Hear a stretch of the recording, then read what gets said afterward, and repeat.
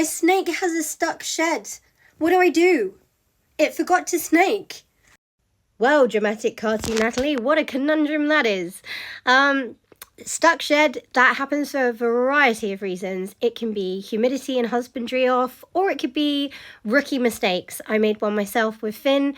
I didn't realise that when snakes go into shed, sometimes their eyes clear, because I've always just kind of left them to it.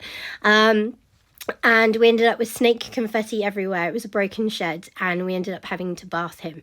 So fear thee not. I'm about to show you exactly what to do if your snake has a stuck shed. All you need is a snake that's willing, or even if it's not, and some lukewarm water. Let's go. Right, so it has been a good few hours, and I am bringing in my lovely Mahogany for his the bad shed bathtub. Right, so hello you. Right, this should be warm. So with them having their hot spots round about we keep ours about 30 degrees Celsius. So because of that, I usually run the bathtub so it's about 27, 28 degrees. So that way it's not too cold. It's quite pleasant for them, because I know that I wouldn't want to be in cold water. And I just pop them in a nice sterilised bath and let them soak for a little bit. He seems to be okay. We are doing this to help you. So usually once you've let them soak for a little bit, then I'll show you the next phase. Well, I was gonna start helping him get his shed off, but I actually think I'm not sure if you can see the nice long tongue flicks that he was doing, he actually seems to be enjoying his bath, because he is just casually lying there and floating. So I'm going to give him a little bit of extra time, I think.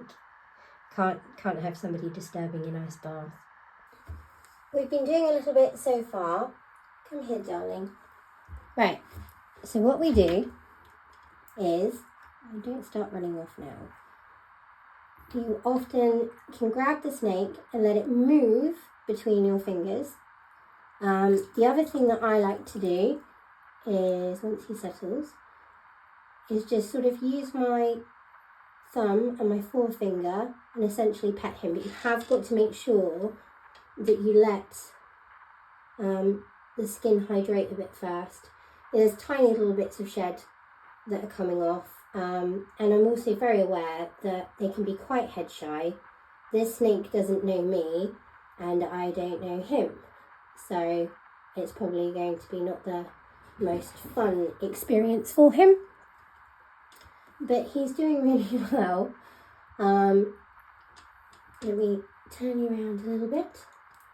There we go. There we go here. Good boy.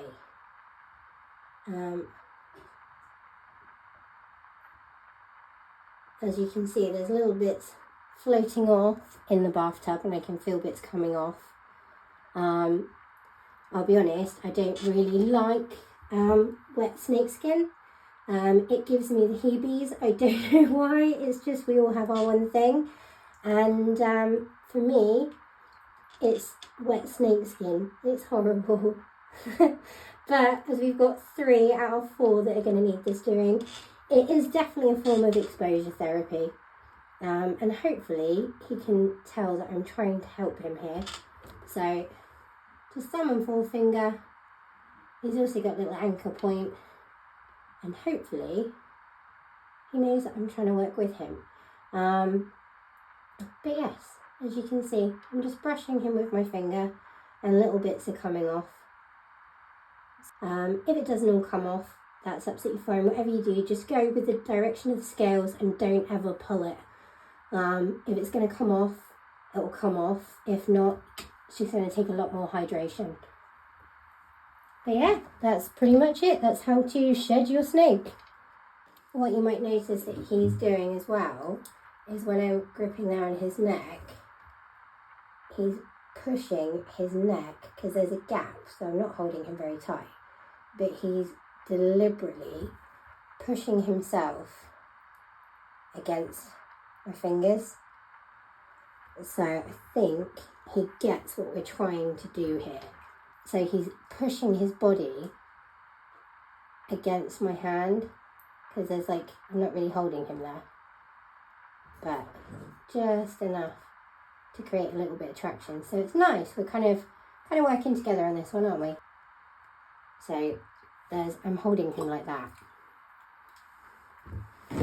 So he's pushing against my hand. So it actually turned out that whilst I was de-shedding my snake in the bathtub, matron, he actually ended up putting his head on my hand, and I was just gently stroking him like this, and the shed was coming away. And he's now on my back, chilling out. So I think it was really successful. I'll show you what the bathtub looked like. But yeah, get them nice and hydrated, run them through your hands, and off it comes. The aftermath. So as you can see, there's just loads of bits. It's going to be so gross to let the water out and peel those all off the bathtub. Okay, so that wasn't as scary as I thought it was going to be. So lukewarm water, run the snake through your hands, let them soak a bit first, and Bob's your uncle, off like a sock. Exactly that. So fear not. We all make mistakes. And let's face it, I mean, even some of the people that have been doing it for donkey's years will still make the odd mistake here or there. And we're all going to make mistakes in the beginning. And we've got a really, really supportive community. We've all been there. We've got all these groups. We're all here to help each other. And we're here to learn from each other. So the main thing is check your temperatures. As long as you've always got a probe on your heat mat and it's working, then that mitigates and negates a very serious risk. With humidity, that can be a tricky mistress. It only takes sometimes for you just to open a window and get a nice breeze in, and it can drop the humidity in an enclosure with good airflow.